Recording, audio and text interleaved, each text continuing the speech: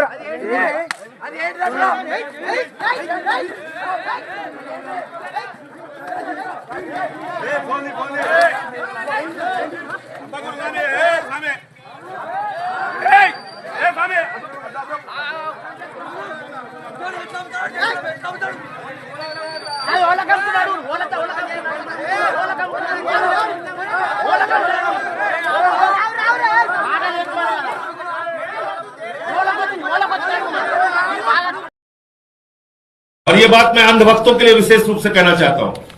प्यारे अंधभक्तों, जरा ध्यान से सुनो।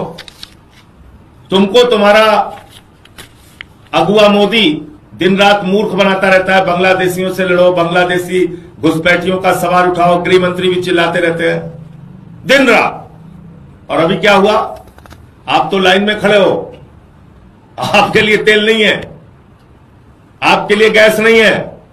देश खुद एक गंभीर संकट की स्थिति में है और ये 5000 टन डीजल बांग्लादेश को भेज रहे हैं।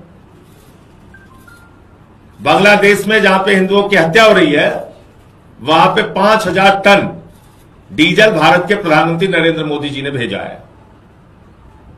ये आप देखिए, ये कितना हो गया? करीब करीब 60 लाख लीटर डीजल भेज दिया बांग्लादेश को। और ये आपने चेलों से कहते हैं बांग्लादेशियों के खिलाफ नारा लगाते रहो, बेचारे लगाते रहते हैं दिन रात। तो प्यारे अंधभक्तों, जो मोदी जी हैं उन्होंने जाके 50वीं वर्षगांठ पे कहा था कि मैं बांग्लादेश की आजादी का योद्धा हूं, मैं भी बांग्लादेश की आजादी कराने में लड़ा हूं। वो मोदी जी बांग्लादेश को 60 लाख लीटर डीजल भेज चुके हैं। ये है हमारे प्रधानमंत्री की विदेश नीति और इसको कहते हैं 100 जूता खाए तमाशा घुस के देखे। और अपने मंत्रियों से कहिए इतना कोरा झूठ ना बोला करें। कल हरदीप पुरी जी सदन में कह रहे हैं तेल और गैस का कोई संकट नहीं है देश के अंदर। झूठों ने झूठों से कहा है सच बोलो, सरकारी ऐलान हुआ है सच बोलो। मोदी का दफ्तर झूठों की मंडी है, दरवाजे पर लिखा हुआ है सच बोलो। मोदी का दफ्तर झूठों की मंडी है और दरवाजे पे लिखा हुआ है सच बोलो।